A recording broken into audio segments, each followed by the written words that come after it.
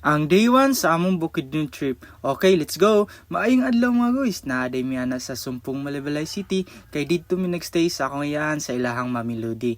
Grabe ang fog o grabe kabugnaw sa ilang hangin dito sayo sa buntag.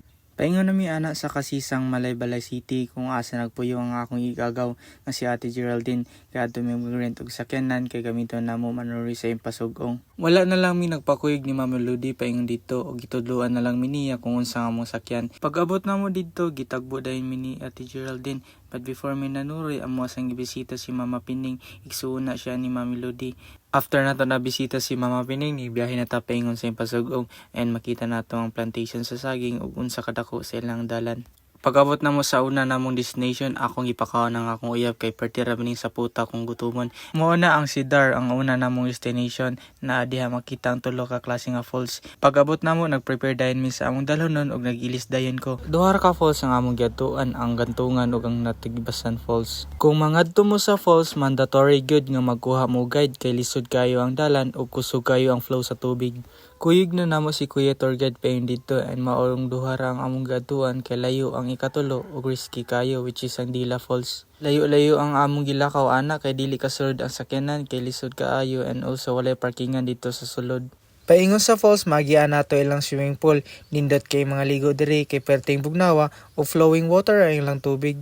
Pag-agi namo diha medyo mingaw pa kay sayo pa man gud sa buntag. Pero pagbalik namo gikan sa falls daghan na kayong tawo nangaligo. Warami nang hapit diya sa pool kaya nga among plano anhami magbanlaw after namo mga ligo sa falls og nipadayon na lang miglakaw paingon dito.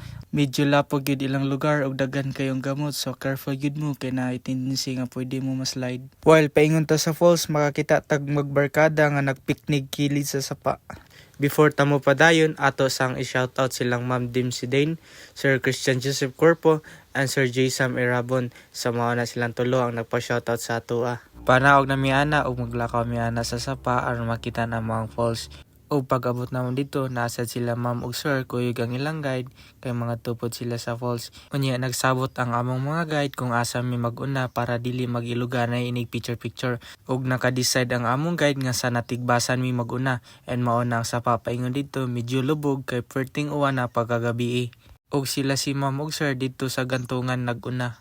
Paingon sa falls medyo struggle kay dagko kayo ang mga bato and kusog kayo ang flow sa water. Ug naay part sa sapa nga medyo lalom so need gid mo mag-rent og life vest para sa inyong safety labi na katong dili kabalo mo langoy. Tag 50 pesos ra ilang life vest ug ang bayad sa guide is 300 and also ang ilang entrance is 100. So nagpaano drami ana sa sapa kay medyo lalom. Pag-abot na mo sa Natigbasan Falls nagpakuha dayon mig picture ug videos ni Kuya. Mao na ang view sa ubos ug makita ninyo unsa ka kusog ang tubig. Ug pag humana mo diha nanggadto dayon mi sa Gantungan Falls. Paingon sa Gantungan Falls ni balik rami sa among giagian kay dito man sa Pikas pud ang Gantungan Falls. Nasa luyo ang falls and gadala og PC si Kuya para among gunitan igmulabang and gauna na siya dito then ako gapabilin sa Pikas kay maoy gagunin sa Pikas ngayon nga PC. Pag humaglabang sa akong uyab ako na pud ang gibira ni Kuya gamit ang PC. Pag-abot sa Pikas nagpakuha dayon mig pictures and videos ni Kuya ug makita ninyo kung unsa kakusog ang tubig. Grabe kabugnaw sa ilang tubig, di gyud madala if magdugay kag kaligo didto kay magkurkurog gyud kag taman. Wara sad kay mi nagdugay diha kay napamilain suryanan and pagbalik namo ni ana si Kuya nga pwede daw kumuambak and pwede ko ana ko ang life vest since kabalo ko malangoy and ako nang gitryan og ambak diha kung unsa ka lawom.